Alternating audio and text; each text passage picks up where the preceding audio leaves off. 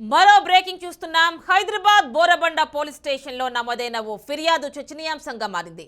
BRS కు చెందిన విజయసింహ తన రేప్ చేశాడంటూ ఓ మహిళ ఫిర్యాదు చేసింది. విజయసింహను వెంటనే అరెస్ట్ చేయాలని డిమాండ్ చేశారు. అరెస్ట్ చేయకపోతే పిఎస్ ను ముట్టడిస్తామని మహిళా సంఘాలు హెచ్చరిస్తున్నాయి.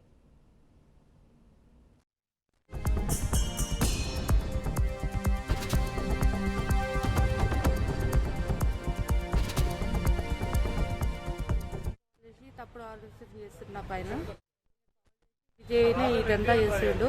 విజయ్ నిరికిస్తే ఏంది, చేసిందంతా విజయ్ కదా, విజయ్ నిరికిస్తే ఏంది అని చెప్పి శ్రీవాస్ నాకు కాల్స్ చేస్తుండు, నన్ను బెదిరిస్తున్నారు. 100% విజయ్ చేసిండని నాకు కాల్ చెప్తున్నారు. నేను అదే విజయ్ చేస్తే విజయ్ మీదనే పెడుతున్నా అంటే ఇప్పుడు పెడితే ఏం రావమని చెప్పేసి విజయ్ గురించి మాట్లాడింది. మరి నేను ఇచ్చింది కాక ఇంకా చాలా మంది ఇచ్చిన, ఇంకా బయటికి చాలా మంది వస్తారు రేపు పొద్దున వరకు. ఇంకా ఎన్నో మహిళల మీద అక్రమ సంబంధాలు ఉన్నాయి. ఆల్రెడీ ఇంతకుముందు రేప్ కేసు అయింది. ఇంతకుముందు చాలా మంది ఆడవాళ్ళని యూజ్ చేసుకున్నాడు. అంతా రేపు పొద్దున్న విషయంలో విజయ్ గారితో ప్రాణహాని ఉంది. నా పైన ఎప్పుడైనా ఏమైనా దాడి జరగవచ్చు. నాకు ఏమైనా వాడే సంబంధం.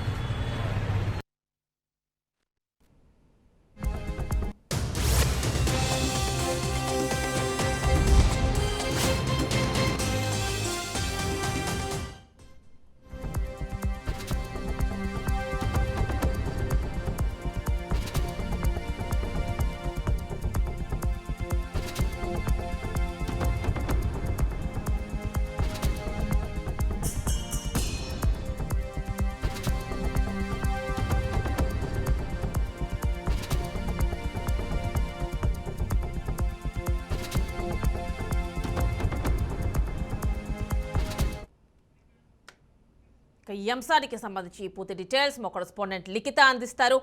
ప్రస్తుతం మీరు బోరబండ పిఎస్ దగ్గర ఉన్నారు కదా, మీతో పాటు బాధితురాలు కూడా ఉన్నట్టుగా తెలుస్తోంది. ఎవరి విజయసింహ బీఆర్ఎస్ నేతగా చెప్తున్నారు, ఏం జరిగింది ఆవిడ మాటల్లోనూ సరి చెప్పించే ప్రయత్నం చేయండి.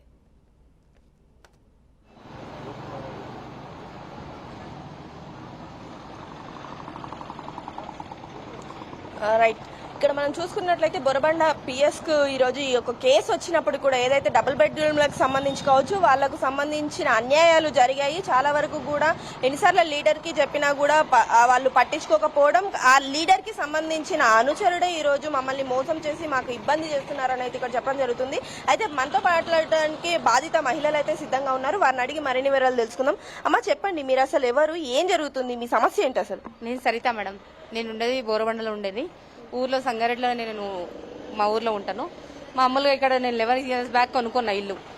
11 years బ్యాక్ ఇక్కడ ఇల్లు కొనుక్కున్నాను. కొనుక్కున్న తర్వాత ఆ ఇల్లు కొనడానికి 4.5 లక్షలు అయింది.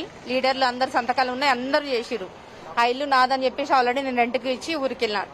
అప్పుడు నాకు హెల్త్ బాగాలేదు, నేను కొంచెం డెలివరీ టైంలో ఉన్నా, ఊర్లో ఉన్నా. నేను వితౌట్ ఇంటిమేషన్ నాకు ఇవ్వకుండా నా ఇల్లు గుల్లగొట్టేసిరు.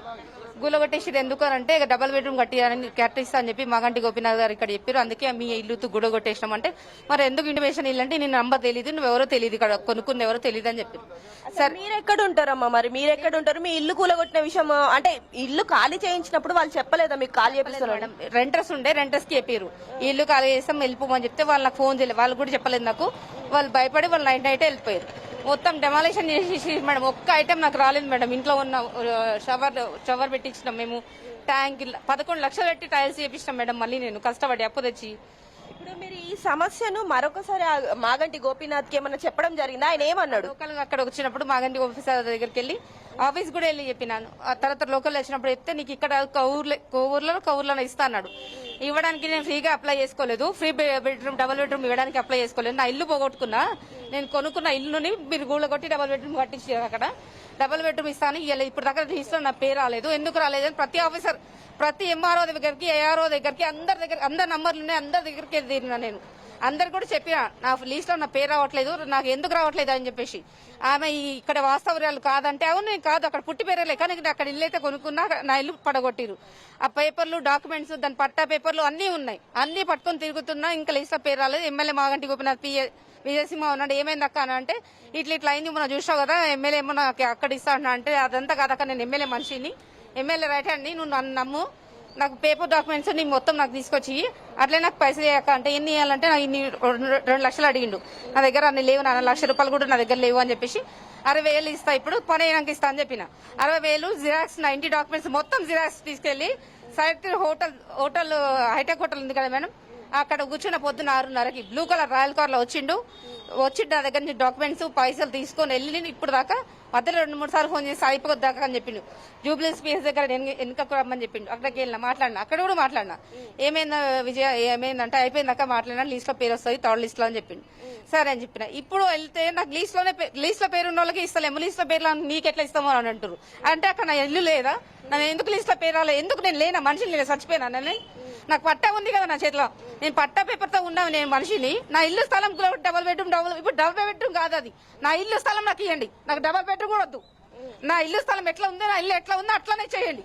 నాకు డబుల్ బెడ్రూమ్ కోసం నేను ఆశించి రాలేదు. ఇప్పుడు దాకా నేను అందరిలో ఉండాలని చెప్పి వచ్చినా, కానీ ఇప్పుడు నేను బయటకు రావాల్సి వచ్చింది. నన్ను మొన్న నుంచి చేసినప్పటి నుంచి వేరే కాల్స్ వచ్చి మధ్యలో కట్ చేసి నన్ను బ్రేకప్ కాల్స్ చేపించి నన్ను వేరే న్యూస్లలో పెట్టి నా కేసులకు వచ్చి కొట్టిపిస్తా అని చెప్పి డీజీ సార్ చెప్పి కేసు పెట్టించి కొట్టిపించి నిజం కాదు. ఇక్కడ ఇప్పుడు పెట్రోల్ వస్తాలు పెట్టుకున్నా కూడా ఇదే చెప్తా, నేను చచ్చిన ఇదే చెప్తా. 60,000 రూపాయలు మాత్రమే ఇచ్చిన నేను నా డాక్యుమెంట్స్ జిరాక్స్ 60,000 రూపాయలు ఇచ్చిన నేను. ఇది వాస్తవం, ఇదే న్యాయం. నాకు న్యాయం చేయండి అంతే. నాకు కావాల్సిన డబుల్ బెడ్రూమ్ కూడా నా ఇల్లు పోయిందా, ఇల్లు వదిలి ఇల్లు ఇస్తా అన్నారు. ఏమైంది అక్కడ ఉన్న అందరికి కూడా తెలుసు మేడం. నేను ఆల్రెడీ మొన్న కూడా ధర్నా చేసిన, పెట్రోల్ పోసుకొని ఆ ఇంటికాడ డబుల్ బెడ్రూమ్ల దగ్గర ఆల్రెడీ అక్కడ కూడా ఆర్డీఓ సార్ దగ్గరికి వెళ్ళినాము. ఆర్డీఓ సార్ అయితే లీస్ట్ ఉన్న వాళ్ళకి వాళ్ళని ఇక్కడ వస్తుందని గ్యారంటీ ఉందమ్మా అంటున్నాడు. మరి రాకపోతే నా ఇల్లు కూడబట్టింది ఎవరు, ఏ గవర్నమెంట్ కూడబట్టింది? నేను అడిగినా నాకు డబుల్ బెడ్రూమ్ ఇవ్వని చెప్పి, నా ఇల్లు ఎందుకు అసలు కూడబట్టిరు? నా ఇల్లు నాకు కావాల్సింది. ఇప్పుడు రక్షణ నాకు ఇల్లు కాదు, ఏక ఊర్లో వాడు, నా బిడ్డ ఇక్కడ వాడు ఉంటుంది. మాకు ఇద్దరి మధ్యలో నా భర్త మొన్న రీసెంట్ చనిపోయాడు, 2 years గా నా భర్త చనిపోయాడు. నేను మెంటల్ టెన్షన్ లో ఉన్నా, నన్ను ఫ్రీగా బతకనియండి. నేను ఒంటరి మహిళ. ఇక్కడ బొరబండ పిఎస్ కి ఇక్కడ వచ్చి కేసు పెడుతున్నారు కదా, వీళ్ళు ఏమంటున్నారు, అధికారులు ఏమంటున్నారు అంటే యాక్షన్ తీసుకుంటాం అంటున్నారు మేడం. సార్ వాళ్ళు మేడం వాళ్ళు యాక్షన్ తీసుకుంటామమ్మా, న్యాయం చేస్తామంటున్నారు. కానీ కొంతమంది నాకు బెదిరింపు కాల్స్ ఇక్కడే మేడం, ఈ బోరబండలో నాకు తెలియకుండా నేను రికార్డింగ్స్ తీసి నాకు క్లిప్స్ పెట్టి వేరే ఛానల్స్ ట్యూబ్లలో అన్నిట్లో పెడుతున్నారు. నాకు భయం వేస్తుంది. ఉందనే ఒక పాప నాకు. అంటే మీరెందుకు భయపడుతున్నారు? ఇప్పుడు మీ రికార్డింగ్స్ ఏం తీస్తున్నారు? వాళ్ళు ఆల్రెడీ ఇంతకు ముందు ఒక కేసులలో ఉన్నాడు మేడం, ఎమ్మెల్యే రైట్ హ్యాండ్. మాకు ఆయన ద్వారా ఎప్పుడు ఏం జరుగుతుంది అని భయంలో ఉన్నాం మేము. ఆల్రెడీ కాల్స్ వస్తున్నాయి, అట్లా చేస్తారంటే ఇట్లా చేస్తారని చెప్తారు. వాళ్ళ పేర్లు నేను చెప్పడం నాకు ఇష్టం లేదు, ఎందుకంటే వాళ్ళు నా మంచి చెప్తారో చెడు చెప్తారో తెలియదు నాకు. నాకేమైనా నా ప్రాణహాని, నాకేమైనా వాడిదే బాధ్యత. నా ఇల్లు నా పైసలు ఇచ్చేస్తా, నా పైసలు కూడా తిన్నా సరే నా ఇల్లు నాకు ఇచ్చేయండిరా. నా పేపర్ డాక్యుమెంట్స్ కరెక్ట్ ఉన్నాయి చూడండి, చూసి కరెక్ట్ లేకపోతే అప్పుడు చెప్పండి. ఇన్ని సంవత్సరాలు తిరుగుతున్నా, 11 సంవత్సరాలుగా నేను మనిషిగా నాకు గాడిదినా, లేకపోతే ఏ ఆఫీసర్ కనిపించలేదు నేను. అంటే ఒక గట్టిగా వచ్చి పేపర్ మీడియా వాళ్ళు వస్తేనే అప్పుడు మీకు అర్థం అవుతుంది, అప్పుడు దాకా అర్థం కాదు ఒక ఆడపిల్లది. ఇన్ని సంవత్సరాలుగా ఎంఆర్ ఆఫీస్ లో ఎన్ని జిరాక్సులు ఇచ్చి చచ్చిపోతున్నా సార్ నేను. నా ఇల్లు నాకు కావాలి సార్. నాకు బెదిరింపు కాల్స్ వస్తున్నాయి, నాకు భయపడుతుంది. నాకు కొంచెం రక్షణ కల్పించండి.